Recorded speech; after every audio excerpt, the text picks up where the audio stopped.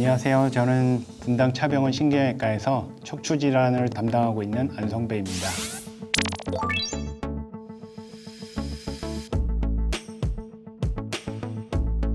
안녕하십니까, 한인보입니다.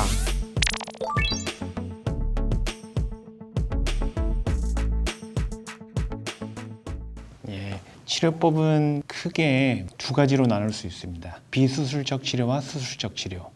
비수술적 치료라 하면 보존적 치료를 의미하는데 수술 외적인 치료, 모든 치료들을 다 얘기를 하는 것입니다. 보존적 치료에는 약물 치료, 주사 치료 같은 시술도 포함이 되고요. 보존적 치료로 약물 치료를 첫 번째로 들 수 있는데, 약물 치료는 소염 진통제를 포함해서 근육이완제 또는 신경통을 타겟으로 하는 약물들 사용해 볼 수 있고, 또 주사 치료로는 신경 차단술이라고 해서 꼬리뼈나 허리, 척추 주변에 작은 바늘을 삽입해서 그쪽으로 마취제 또는 스테로이드제 같은 약물을 넣어서 통증 반응을 둔화시키고 염증 반응을 감소시키는 그런 치료법을 할 수 있습니다.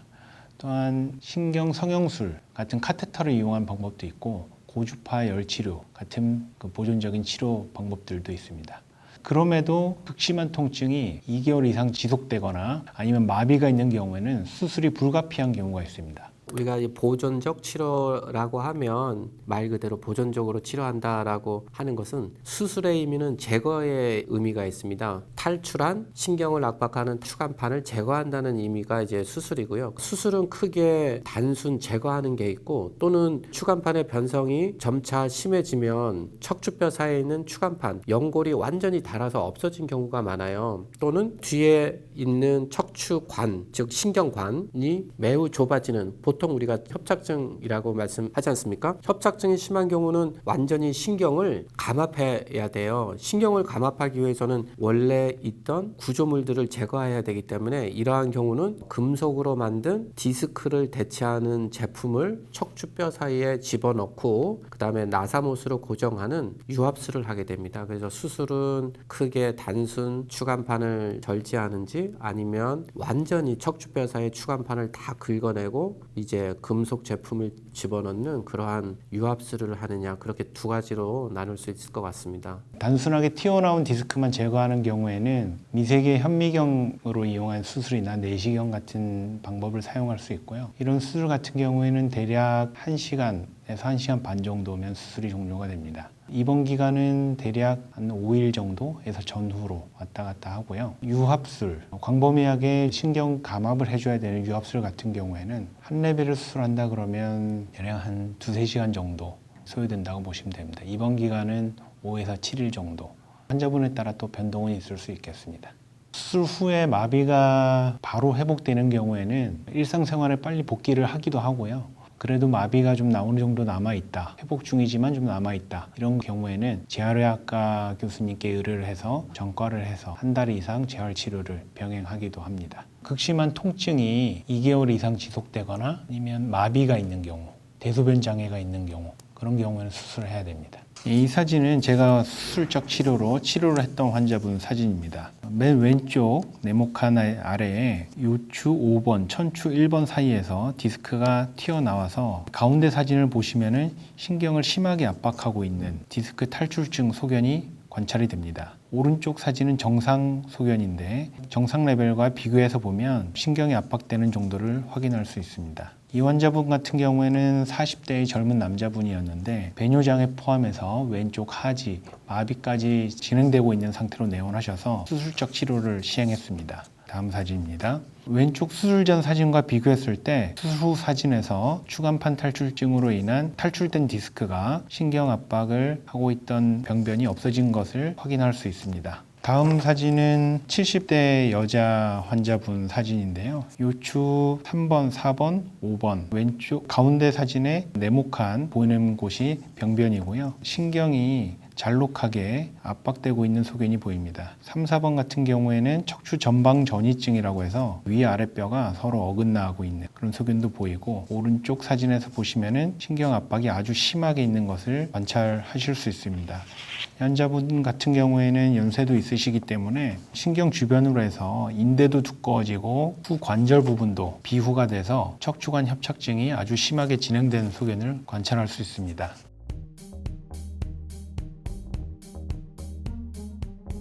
단순 디스크 절제술을 했을 때 한 30% 정도에서 재발을 한다고 되어 있는데, 제가 생각하기에는 이것은 수술을 했기 때문에 재발한다기보다 이미 퇴행된 디스크가 안쪽에 남아있기 때문에, 왜냐? 일부만 디스크를 절제했기 때문에 그 안쪽 디스크는 상태가 좋지 않은 상태로 남아있는 디스크가 또 나올 수는 있습니다.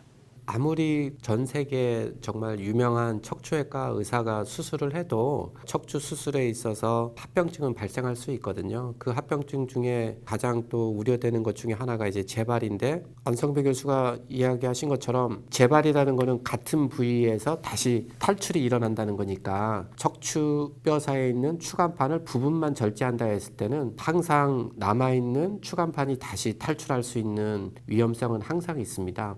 보고자에 따라 다르긴 하지만 많게는 아까 30%까지도 보고는 되고 있고요. 이와 비교해서 유압술을 한 경우에는 남아있는 추간판은 없죠. 왜냐하면 그 안에 있는 추간판을 다 제거하고 금속 제품을 대신 넣었기 때문에. 하지만 유압술인 경우에는 우리 척추는 움직이게끔 만들어져 있는데 나사못으로 고정한, 유압이라는 게 쉽게 얘기해서 통뼈를 만든다는 거거든요. 통뼈를 만들었기 때문에 움직임이 없어져요. 움직임이 있어야 되는데 움직임이 없다 보니까 유압술을 시행한 그 위에 부분 또는 아랫 부분에서 움직임이 보상작용에 의해서 더 일어나게 됩니다. 이러한 이유로 유압수술 받은 윗부위와 아랫부위의 움직임이 더 많이 발생하여 추간판의 변성이 더 악화될 수가 있어요. 이러한 경우에 다시 추간판 탈출이 또 더 많이 발생할 수 있고요. 즉 유압술인 경우에는 재발이라는 개념보다는 수술한 위아래 부위에서 문제가 이제 발생할 수가 있고, 또 우리가 집을 새로 지을 때 벽이 단단하니까 못이 이제 단단히 고정돼 있지만 10년, 20년 되면 벽이 이제 약해지면서 못이 빠져나오는 것처럼 연세가 들면서 뼈가 약해지다 보면 단단히 고정되어 있던 나사못이 결국 빠져나오는 그러한 합병증이 발생할 수 있습니다.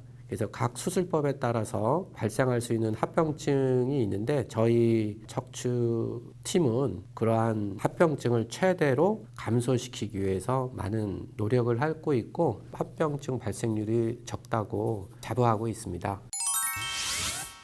저는 첫 번째로 흡연을 중지하는 것을 말씀드리고 싶습니다. 흡연은 디스크 퇴행 과정의 환경적 요인 중에 첫 번째라고 알려져 있기도 합니다. 또 하나, 젊으신 분들 같은 경우에는 허리의 커브가 약간 C자 형태로 생겼는데, 그래서 이 C자 형태를 무너뜨리는 자세들을 좀 피하라고 말씀을 드립니다. 예를 들면 양반다리를 한 채로 바닥에 오래 앉아있는 자세라든가, 아니면 서서 물건을 짚을 때 앞으로 허리만 숙이는 자세, 또는 머리 감을 때 허리만 앞으로 숙이는 자세, 이런 자세들을 좀 피하고, 앉아 계실 때도 앞으로 허리를 많이 숙여서 장시간 앉아있지 마시고 뒤가 좀 볼록한 의자에 허리를 기대고 척추가 받는 무게를 분산시켜 줄 수 있는 그런 의자를 사용하도록 안내를 시켜드리고 있습니다.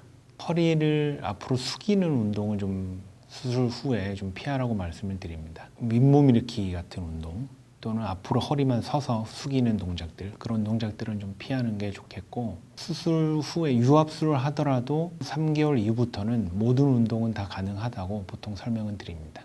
먼저 저희 국내에서 퇴행성 추간판 질환을 치료하기 위해서 하나의 재생치료로서 줄기세포를 연구하고 있는 팀은 사실은 거의 없습니다. 저희 분당차병원 척추외과 팀이 줄기세포를 이용한 변성된 추간판을 재생하고자 하는 연구에서 앞서 있다고 자신감 있게 말씀드릴 수가 있고요. 그렇다면 먼저 줄기세포가 무엇인지에 대해서 간단히 설명드리겠습니다. 줄기세포는 사실 특별한 개념은 아닙니다. 줄기세포라는 것은 우리 몸에 있습니다. 여러분 몸에 다 있는 세포입니다. 우리가 피부가 찢어졌다고 했을 때 피부가 그 손상이 심하지 않으면 저절로 회복이 되거든요. 그 이유는 우리 몸에 있는 줄기세포가 손상된 부위로 모여 들어와서 그 줄기세포가 피부 조직으로 변했기 때문에 손상된 피부가 치유가 되는 것입니다. 이처럼 우리 몸에는 줄기세포가 있는데 나무를 생각해 보세요. 나무 뿌리에서 나무 줄기가 있고 그 나무 줄기에서부터 여러 가지 과일이 열리는 것처럼 줄기세포의 줄기라는 의미는 기원한다라는 뜻이에요. 즉 여러 가지 사과 또는 배 또는 여러 가지 과일로 갈 수 있는 기원이 되는 세포, 우리는 줄기세포라고 합니다. 좀 더 이제 학문적으로 말씀드리면 즉 줄기세포라는 것은 기원이 되는 세포인데 스스로 분열해서 자기 복제를 할 수 있다는 겁니다. 자기 복제라는 것은 자기와 똑같은 세포를 만들어낸다는 것이거든요. 자기 복제를 할 수가 있고 또 두 번째 중요한 특징은 우리 몸에 여러 가지 세포로 변할 수 있다는 그러한 능력을 분화 능력이라고 그러거든요. 분화 능력이 있다는 겁니다. 즉 줄기세포라는 것은 스스로 분열하여 계속 자기와 똑같은 세포를 만들어내는 자가 복제의 능력이 있고 그리고 피부 세포 또는 신경세포 또는 간세포 또는 뼈세포로 분화할 수 있는 능력이 있는 세포를 줄기세포라고 합니다. 네, 이 그림에서 보시면 우리 퇴행성 추간판이라는 것은 처음에 정상 연골, 정상 추간판 상태에서 태어났는데 점차 시간이 지나면서 퇴행성 변화, 즉 변성 과정을 거치게 됩니다. 결국에는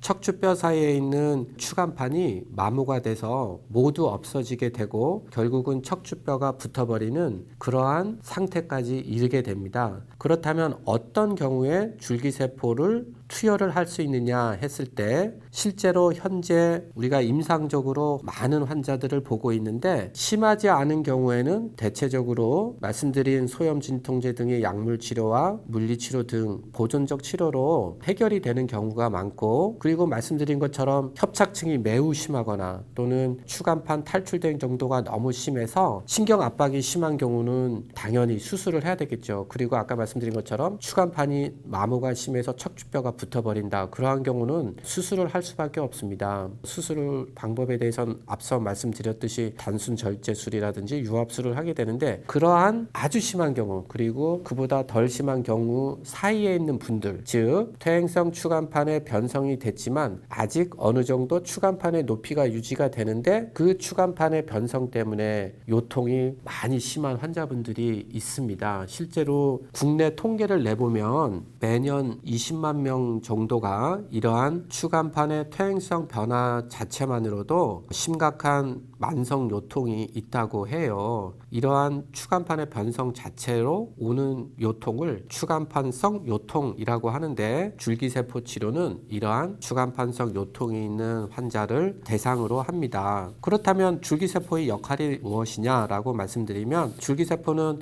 추간판이 퇴행성 변화가 일어날 때 가장 우리가 잘 알려진 그 반응이 어떤 반응이냐면 염증 반응입니다. 즉 추간판이 퇴행성 변화가 일어남에 따라서 거기에서 여러 가지 염증 인자들이 막 분비가 되는 거예요. 그 염증 인자가 신경을 자극해서 요통을 유발하는 거거든요. 그래서 줄기세포의 첫 번째 역할은 이러한 염증 반응을 억제해주는 여러 가지 좋은 물질들을 분비시켜줘요. 그게 첫 번째 역할이고 두 번째는 앞에서 피부 손상이 있을 때 손상을 복구해 준다고 그렇게 말씀드린 것처럼 이렇게 추간판의 퇴행성 변화가 심해지면 우리 추간판에 있는 정상 연골과 같은 세포들이 점차 수도 감소하게 되고 이 기능도 변성하게 돼요. 즉 세포의 역할이 제대로 할 수 없다는 거죠. 즉 줄기세포의 두 번째 역할은 추간판 안에 직접 줄기세포를 투여함으로써 우리가 원하고자 하는 추간판 세포를 만들어주자라는 게 두 번째 목표입니다. 그래서 실제로 저는 2014년부터 지방줄기세포 또는 탯줄 유래 중간엽 줄기세포를 이용해서 임상시험을 많이 하였습니다. 최근에는 차바이오텍과 함께 탯줄율의 중간엽 줄기세포를 이용해서 임상 시험을 진행 중입니다. 우리 약국에 가면 많은 약들을 살 수 있잖아요. 이러한 약들이 약국에서 팔기 위해서는 실제로 동물 실험과 그리고 여러 사람에게 실제로 안전한지 효과가 있는지 시험을 하게 됩니다. 그러한 과정을 임상시험이라 하는데 저희 줄기세포도 일종의 약이라는 개념을 갖고 있기 때문에 임상시험을 하고 있고 차바이오텍과 임상시험 1상을 끝내고 현재 2상을 수행 중에 있습니다. 다기관으로 하고 있고요. 국내 여러 유수 대학과 하고 있고 저희 분당차병원 같은 경우에는 우리 안성배 교수와 함께 현재 12명의 환자에게 줄기세포 투여를 했고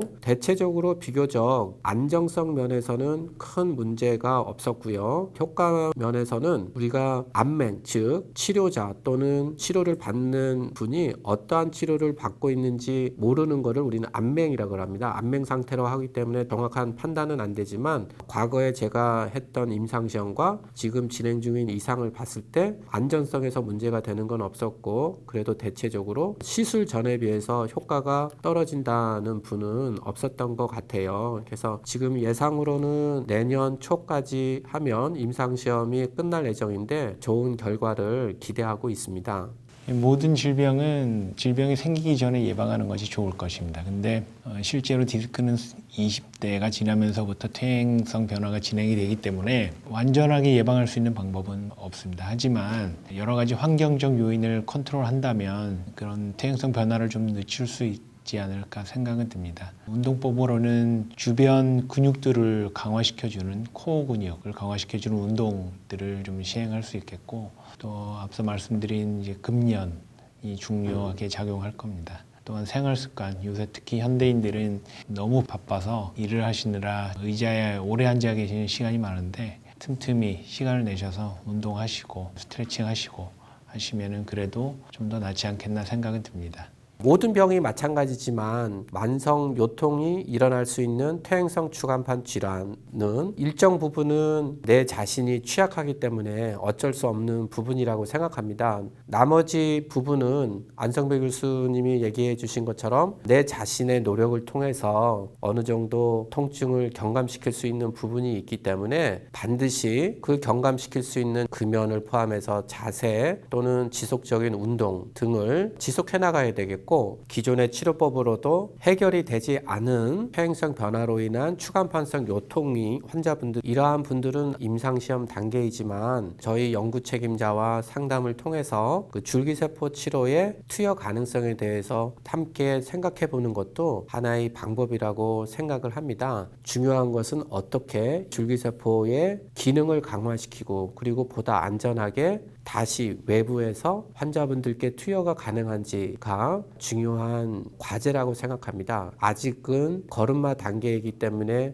정말 모든 분들이 원하시는 획기적인 약은 아니지만 저는 이제 미래의학의 한 축으로서 중요한 치료가 줄기세포 치료라고 될 것이라고 생각하고요. 저는 그러한 미래의학으로서 개발 단계에서 정말 여러분과 함께 열심히 하고 싶은 생각으로 임상시험을 진행하고 있고 혹시 참여를 원하신다면 언제든지 저희 분당차병원 신경외과 척추외과 팀은 열려 있으니까 오시면 친절히 안내해 드리겠습니다. 오늘 이렇게 많은 분들이 궁금해하시는 만성요통과 척추 퇴행성 질환 그리고 또 줄기세포 치료까지 알아보았습니다. 또 더 궁금하신 것들이 있으시면 댓글 달아주시거나 언제든지 분당차병원 신경외과로 방문 주시면 따뜻하게 맞이해서 더 자세히 설명드리도록 하겠습니다. 감사합니다. 네, 저희 분당차병원 척추외과 팀은 전국 어느 척추외과 팀에 못지않은 기술을 갖고 있습니다. 특히 재생치료라는 분야에서는 정말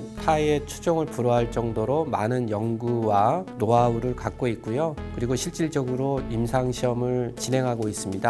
무엇보다 중요한 것은 정말 만성요통을 갖고 계신 여러 환자분들의 마음을 이해하는 건데 특히 저희는 따뜻한 마음을 갖고 그리고 냉철한 판단력과 새로움을 항상 추구하는 그러한 자세로 항상 준비된 자세로 있습니다. 항상 여러분과 함께 하기를 소망하고 있습니다. 감사합니다.